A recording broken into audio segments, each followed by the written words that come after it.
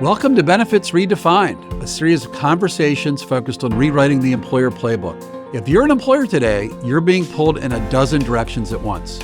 Rising healthcare costs, increasingly complex care decisions, growing employee expectations, and constant innovation.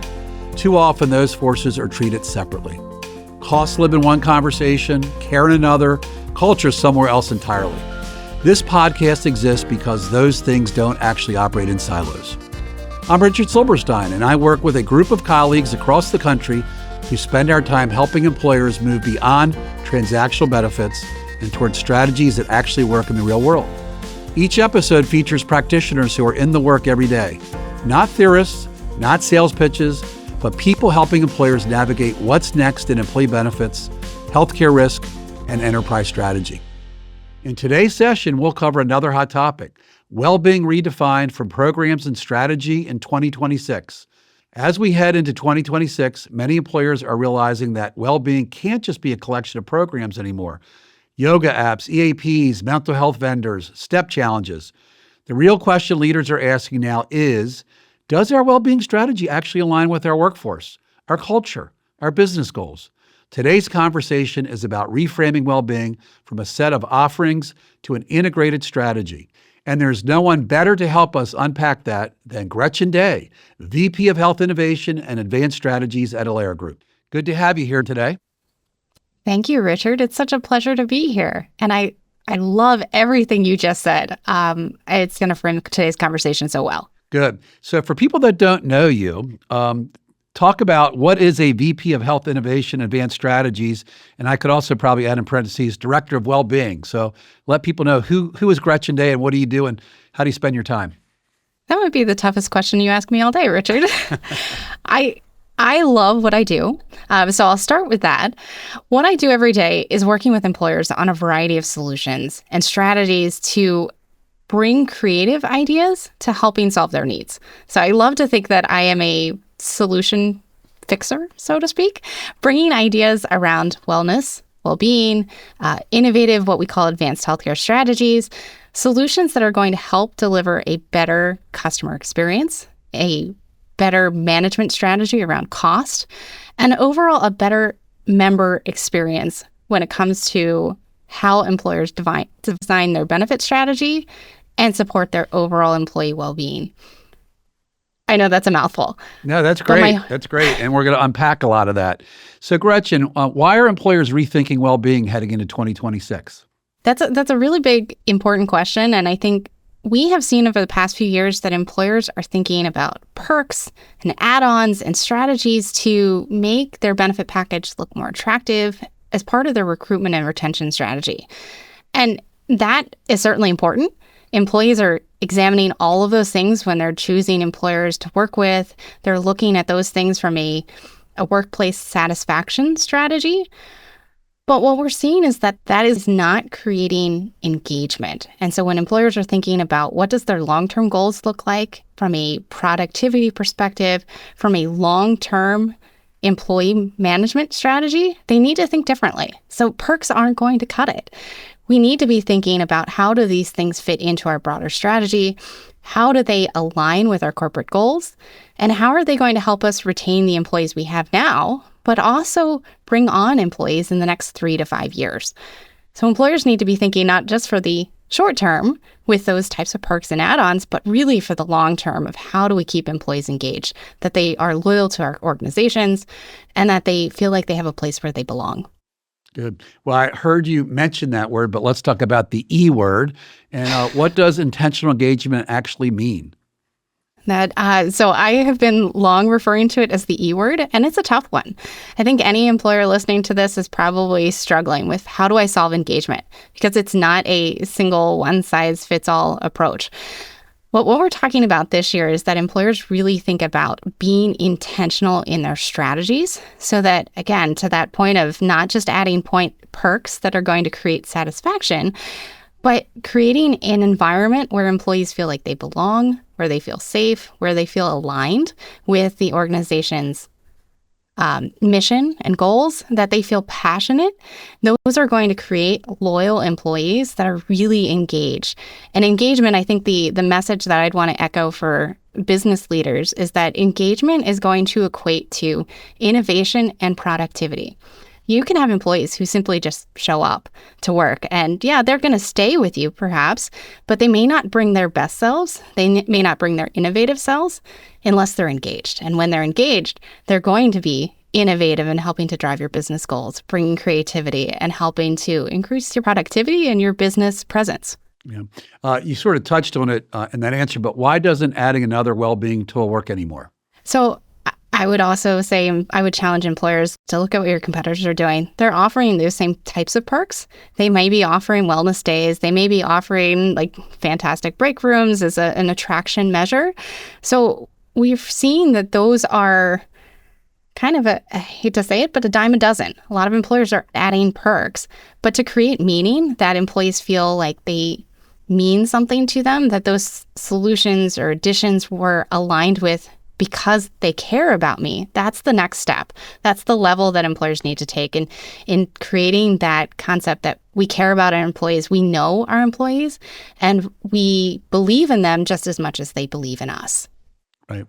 It's really important. It's interesting. I just read an article in the Wall Street Journal talking about return to office and how a lot of people are thinking about what people want when they come back to the office, but the employees are like, nobody asked me, and that's not the environment I want to work in. Let's pivot a little bit, especially with all the change going on in the world, geopolitical stress in general, anxiety. How's financial stress showing up in the workplace today? In a lot of different places. And I think the biggest challenge when we see the headlines that individuals they're struggling to pay for groceries. We know that inflation is creating some challenges there for individuals meeting every kind of every day-to-day financial expenses. Is really challenging. So employers are having to straddle both, not only solving for the short-term goals of I've got to pay my bills, I've got to kind of keep a roof over my head for myself and for my family. Those challenges that individuals are facing, that's inherently stressful. And so employers are balancing that while at the same time balancing this idea of we need to prepare individuals for the long term. They need to be thinking about retirement and can they retire successfully and still make ends meet in a more costly environment? Are individuals prepared for that? And we're finding that the stats are showing that individuals aren't prepared, that people are staying in the workplace longer because they don't have the savings for retirement. So it's coming at both ends of the spectrum for employers. We're also seeing that it is a major ask for our younger demographics. Financial wellness is very crucial for the Gen Z and the millennial populations. So employers that don't have a strategy around financial wellness should really be thinking about it and prioritizing that as we're seeing more of those younger demographics take hold of the workforce. Employers need to be thoughtful about solving for both ends of that spectrum. And ways that we're seeing it, I'll just chime in with some ideas. Ways that we're seeing employers solve those things could be simple. It could be bringing in community resources like our financial institutions or banking. It could be tagging in your financial retirement services, whether it's your 401k or other solutions, bringing those experts that you may already have within your portfolio. Or it could be unique solutions. We've seen employers test the waters on some innovative ideas around affordable housing or financial assistance tools to help pay medical bills, which we know are a big drain on individuals, or care navigation solutions, which, while not classically in the financial space, are helping to solve some of those needs when people don't understand benefits. They don't get some of the terms that you and I are very familiar with, Richard. All those acronyms. Yes. Right. And I think one of the things that you look at and your team looks at is kind of looking at holistically. So maybe touch on when you think about financial well-being, that also sort of ties to people's own health or, from that side of the equation. So how do you look at that together? It's a concerted effort. I think in our conversations with employers, we're trying to kind of press those issues quite a bit more and helping to explain and expand. Do people walk away from open enrollment getting what your benefits are? Do they understand these terminology? Do they know where to go or how to get transparent information to connect the dots? Because a lot of times when we find that individuals go to make their plan elections, they choose based on kind of how much is coming out of their paycheck, not that forward-thinking strategy of what is my medical expenses going to be? Am I buying something that's going to help me be prepared for the future to cover my expenses, or am I going to be suddenly in debt because of expensive, costly procedures or medications? And so there's a lot of upfront education that should happen. And that's what we're doing a lot of times with employers, is doing some consultation on how can we create more of a robust education plan around your benefits so that your employees truly understand what it is they're buying. And so you get the big E going too, right? Yes, yes. Yeah. There you go. So what are employers seeing more of, and what are they seeing earlier these days versus, let's say, the last year or two? More of in regards to? In terms of mental health, well-being, what's going on in the workforce right now that ties to the strategy? Yeah, the ties. So there's a lot of things. We are seeing, when I look at data and when I look at what is driving healthcare costs, we're seeing it fall within a couple of different buckets. We're seeing medications being one of the primary drivers. Cancer is a big driver from a claims cost perspective. And mental health is, while it's not often a huge claims cost, when it occurs, it can be extremely costly. So as I look at claims, I'm looking at often those three buckets, which can definitely impact workforces. Medications we know have a high cost impact, particularly when individuals show up at the pharmacy and they're having their out-of-pocket expenses needing to be controlled. I mean, medications, the average specialty drug is on the order of $80,000. Individuals don't know that. They might see their portion, but it's still hefty. So we're looking for strategies and solutions on solving those high-cost medications. On the cancer front, individuals are often finding out about those. We're seeing more late-stage diagnoses around cancer than ever before, and we're seeing more cancer diagnoses occur earlier for individuals. So the younger demographic, that millennial population, we're seeing more incidents of breast cancer as well as colon cancer. And as a result, the U.S. Preventive Service Task Force changed their guidance recently, lowering the colorectal cancer screening from age 50 down to 45. It's certainly crucial that employers are thinking about strategies around prevention and promotion around some of those education topics on cancer management and screening. And then on the third element that I mentioned on mental health, we're seeing a big shift in the mental health discussion that we're having with employers. No longer is it focused on just awareness. We're seeing more focus on how do we solve and support those really crisis level situations when they occur. I fielded a number of conversations this week with employers around burnout in the workplace, as well as on the kind of sadly on the reverse side of individuals having crisis episodes that need immediate attention and support. So employers are navigating all of that on the mental health side. I know that was a long answer and a lot to unpack, but there's a lot that employers are tasked with and struggling with these days. And you and I were on a call, I think yesterday we were on a call, right? But we talked with somebody that has a navigation for clinical trials, right? Yeah. And we just, there's so many resources available to employees that employers could provide that are free, that are more informational, educational. So again, it really gets back to that education in order to get the engagement and knowing your workforce, which you all do a great job on. So when you hear this term crisis compassion, that's referenced sometimes with wellness and well-being. Could you sort of talk about maybe what that means to you or what employers should think about as they think about getting it with their workforce? The terminology crisis compassion is actually one that we've coined. So it's in struggling to figure out how do we address this new stage of mental health awareness that we're in. Years ago, when we first really started talking about mental health, it was all focused on addressing stigma, addressing challenges around mental health, creating awareness. And now I think we're in a position that individuals know or they're aware that mental health, it's okay not to be okay. There are resources, there's support.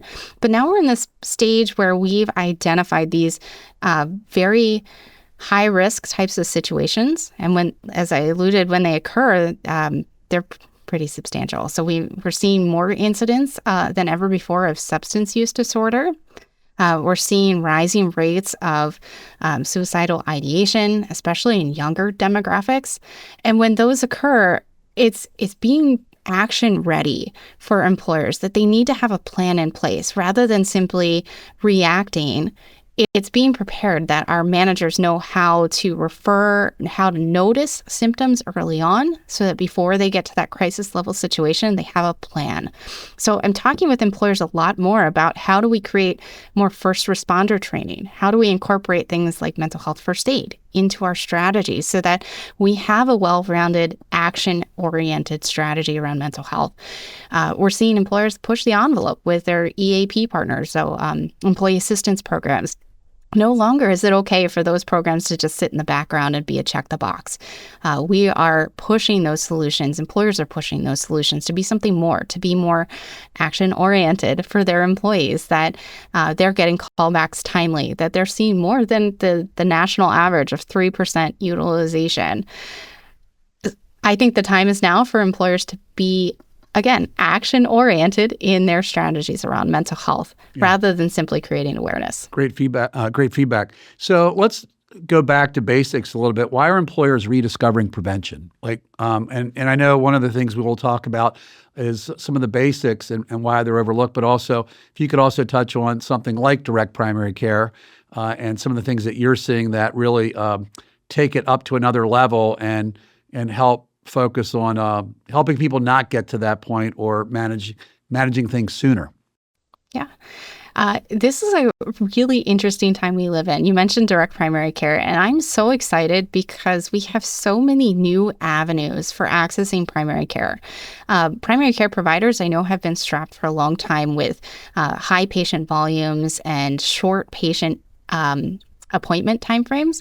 And we're seeing this shift to newer models like direct primary care, virtual primary care, really interesting primary care models that incorporate functional medicine and lifestyle medicine that are changing the script around primary care opportunities. Even just this past year, we saw the IRS change their position on coverage of DPC through for individuals who have an HSA plan. They can now use their HSA dollars to help pay for those monthly membership fees, which is a really big step and a big win in the DPC community. So employers who aren't talking about innovative primary care solutions with their employees yet really should start having that dialogue. And I've been having conversations with employers to educate them on what these types of tools are. To get back to your question, though, of the back to basics, the reason we're talking about primary care so much is that we see primary care utilization tend to drop off when individuals reach adulthood. Once the 20-somethings enter the workforce and they're no longer covered on mom and dad's plan, they tend to stop following through with preventive care and primary care engagement. That could also be compounded by the younger perception that I'm healthy, I'm great, I can take on all of these things, I can take risks without it being any problem. That kind of mentality exists. We know it. So we do see that tends to drop off. But the problem of that dropping off is not maintaining that relationship means that you don't have that doctor who knows your personal history, who knows where you've been, who knows what has happened to you, as well as if the norm changes, we need to address it.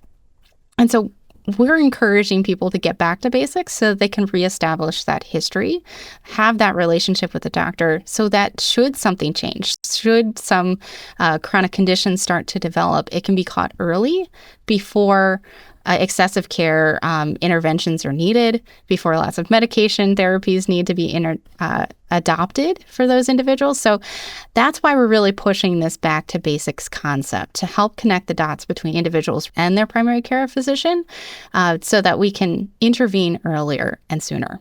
That's great.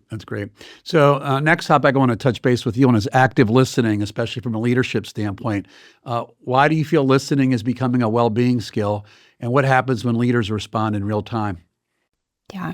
So listening, and it seems so easy, but listening should be part of everyone's well-being strategy. We've long talked about things like feedback and performance reviews and annual check-ins, but we're seeing that with workplaces being so dynamic and so different, whether it's hybrid, you mentioned earlier, return to office and getting feedback from employees, if we're not doing that timely, we could be missing out.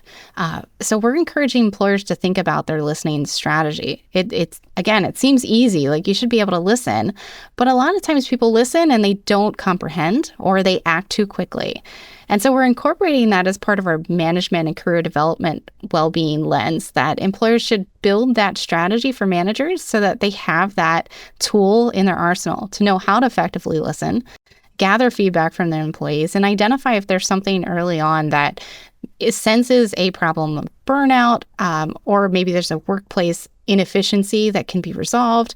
But we're also translating that into an overall corporate strategy, that continuous feedback, not just one time, once a year check-ins, but ongoing weekly updates to understand what's impacting your people and quickly interact and intervene with strategies and solutions if challenges are identified. Yeah. And you see a lot of companies where they do surveys, the employees give feedback, and the high percent of those surveys say that the employees have they feel minimally that the company's going to do anything about it, or historically action doesn't take place. So, anything you want to comment on as you see employers that really do it well, see better outcomes, and those that kind of don't walk the walk, it sometimes backfires on them. You are spot on, Richard. That is the biggest pitfall of that active feedback is you collect information, then do nothing with it. Right. And so continuously doing that or continuously failing to act upon or to recognize that you've heard individuals will result in kind of one of two things. You'll have that unengaged population, so that E word again. You'll have a population who doesn't trust your leadership and doesn't feel like they belong, and they're going to be quick to find other opportunities. So it's a big pitfall. Employers that do it well are sharing that we heard you. Here's a summation of the feedback we're going to do. Here's what we can address, and here's what we can't address and why. I think those are key action steps that are needed. When you're collecting information, you need to be able to have a plan in place of how are we going to respond. Yeah. So we can't have a well-being, mental health discussion without touching base on AI. We hear it every day in so many places. So where does AI genuinely help well-being, and where are you seeing it backfire from that standpoint? AI has been so fascinating, and I will say I'm not an AI expert, but I am reading all kinds of things about AI these days, and I think the answer is it's everywhere. There's so many opportunities for employees to use it and employers to use it effectively, but I think there's a counterbalance. So on the employee wellness strategies, we're seeing it's included in devices, so tracking devices, smartwatches, all those things. Individuals can use it to track and monitor and synthesize if there are any unknown or hidden evolutions of chronic conditions. We're seeing it involved in individuals searching for doctor recommendations, assessing their conditions, cataloging all of their chronic history to guide physician conversations. So really interesting avenue there. And there's some new updates that have just been announced the past couple of weeks on some of those AI technology tools. And then we're seeing health systems use it. It's very interesting in that space that health systems are adopting it to help their providers assess and make recommendations for their patient population. So many different avenues of how it's being accessed for your employees, and they might be touching it today. On the flip side, as employers are thinking about using it, I think there's some opportunities as well as some caution, like proceed with caution opportunities.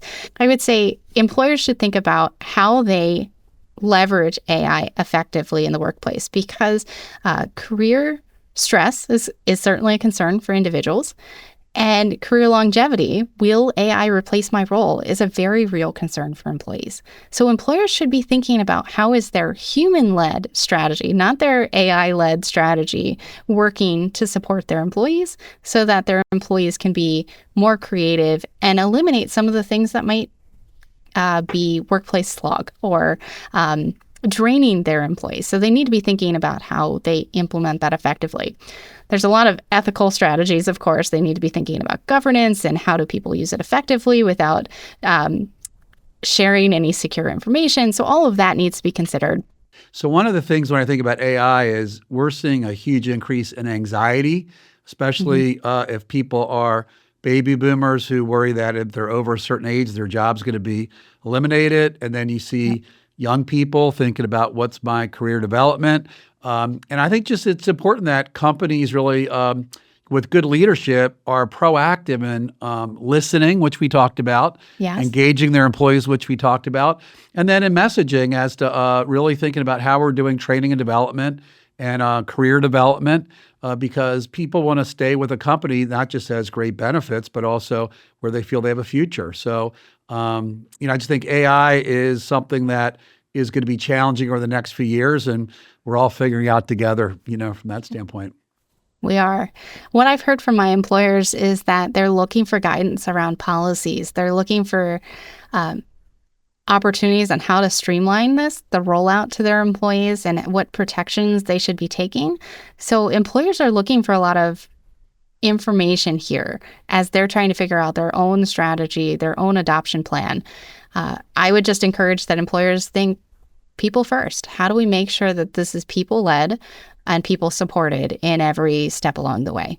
Right. And I was going to ask you if people are planning for 2026, but we're already in 2026. But for those that might not have planned last year, for those that are listening in, for those that sort of think they need to do a reset, a lot of companies are looking and saying, I need to do a reset, especially as it relates to my employees and well-being, and especially supporting them in their mental health and wellness.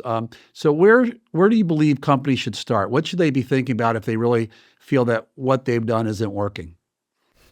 I think having an open dialogue with all levels of leadership, so not just your HR, not just your CFO, but your entire C-suite should be part of that conversation, because everyone brings a very unique perspective on what's working, what's not working, and where there might be opportunities.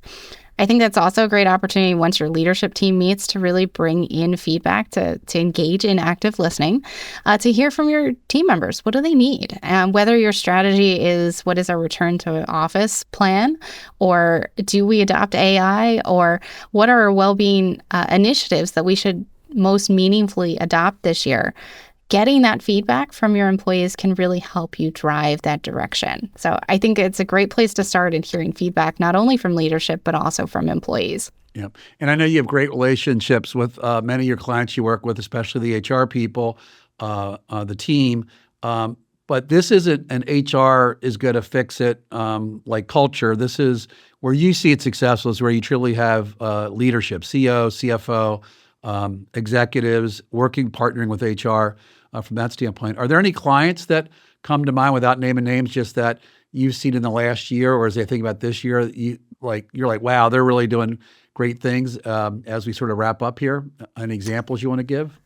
Yeah, I have a client that comes to mind that is simply phenomenal, and I know they've done a lot of changes in the last year. And actually, in just talking with them just this past week, they were telling me what their new business strategy is, and it spent a lot of time gathering feedback from all levels of leadership, hearing from their various teams, whether it's production or HR or service, hearing from all of our teams what works and what doesn't work.